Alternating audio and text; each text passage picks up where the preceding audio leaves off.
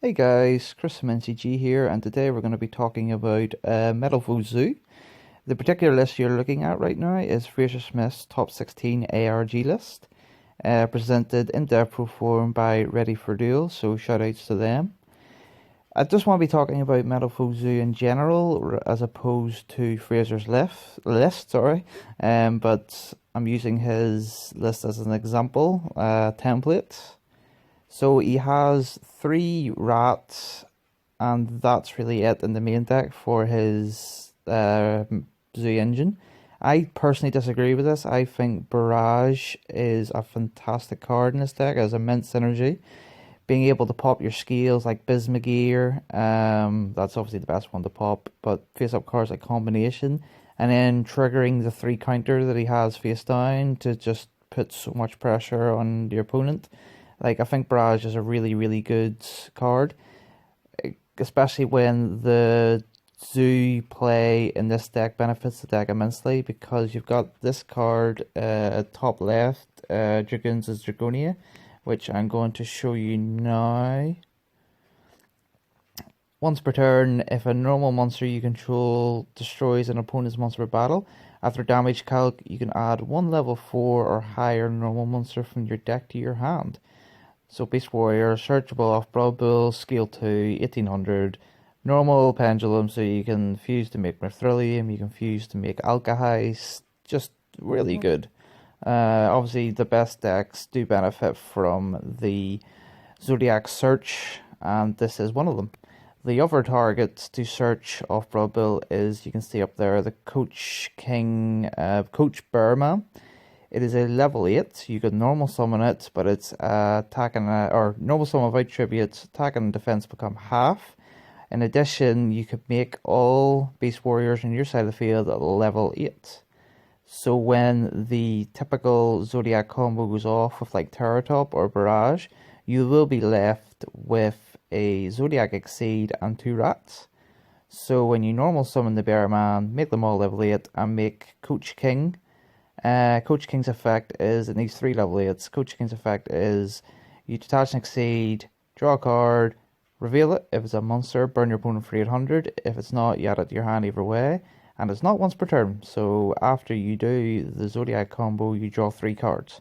So that's not bad. Like, if you draw a Terratop, you end with Invoker, Drancia, 3500 I think he's got, and drew 3 cards. You haven't normal summon yet, you haven't pendulum summon yet, so a big board can be established off of that.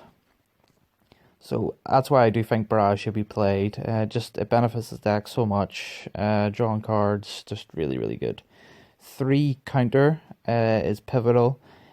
Apart from obviously just gaining an advantage back, this prevents the Zodiac Kaiju deck from OTKing, which is massive. Like, the only other cards in the deck that survive, like Slumbers, or like Mithrilium to float, or the Magispectors. That's really it. Like, they can just Kaiju them and then start poking into you for the OTK. But if you do a lot of popping of your skills to set 3 counter, 2 to 3 counter, you're not getting OTK that turn. They will Kaiju you, Slumber you. You just one at a time activate your counter just to make sure you survive, and then you'll have a loaded grave of 2 to 3 counter, which you can get skills immediately back. Druncy will obviously be pop one of them, but just do it one at a time. Scale, pop, put another scale down, pendulum back, try and make a board again.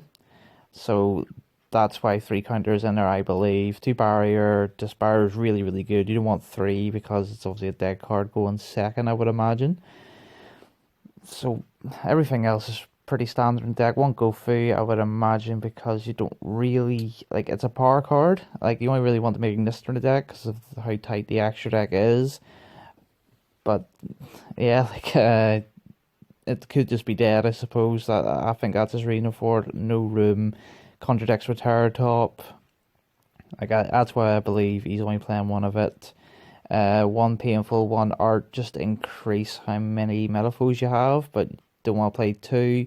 No desires, obviously, because of the Zoo engine. But everything else is reasonably standard. I have Fraser on Facebook, so I know he went against the Zodiac deck. The Zodiac. Well, obviously he went against Zodiac deck, the Zodiac Infernoid deck. So that's why you see DDG and Imperial Iron Wall in there. They're both for the Infernoid matchup. If they go Reasoning, Monster Gate, Longmoin, Kakasuchi, stuff like that, DDG just eats that up. They banish all the cards that are about the mill, and they can't send cards to the graveyard for the rest of the turn, basically. So, like, Decatron's dead. They have to rely on whatever they drew.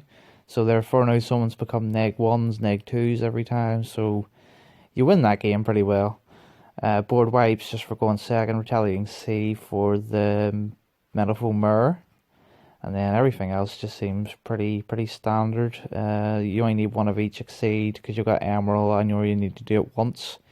But I do think Barrage should be in here. Obviously, Fraser has his reasonings for not playing it. I haven't heard them. Just in my opinion, I think the synergy that Barrage puts in this deck in particular is way too good for you not to play it. Just any deck that Barrage doesn't need to pop itself, that seems really good because of Barrage's other effect, which is not entirely relevant, but it's free advantage. If you can get use out of it, you can get use out of it. So that's the deck. The reason why I think this deck's really good is just having the pendulum mechanic, just being able to take away your need for just normal summon rat. You can pendulum summon it and just do your usual plays. Like you got the Bumbucky and the Eccentric to make Invoker, as opposed to just hard drawing the Terror Top.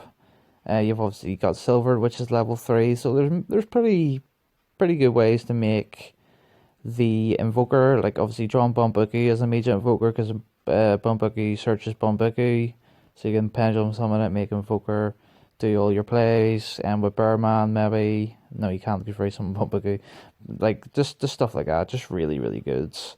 It has good matchups, I think, with the 3 counter, won't get OTK by Zuju, Zukaiju, which is pretty pivotal. Orichalc is really good against Zoo because they all have like 0 defense. So if say you like maxi your opponent, and they just end with like Drancia, if you can beat out the Drancia and summon Orichalc, you're swinging in for 5,600. If you can get more Metalfoes out, that could be game. Like that's just really good. So there's a couple of reasons why the Metalfoe Zodiac deck may be the best deck. Only time will tell, obviously, but there was 5, I do believe, ARG tops of Metalfoe Zoo, which was the highest, maybe. So that's saying something, I think. But obviously, as always, let me know what you think. Do you think this deck will be the best? Do you think it's got a chance? Do you think it's maybe just the skill of the players coming out, variants, whatever? Just let me know what you think. Remember the giveaways happening on the YouTube here and on the page. We've reached 1,100 likes, so thank you to everyone out there for your help. We could not have done it without you guys. But this is Chris from NCG signing out. Please like, subscribe.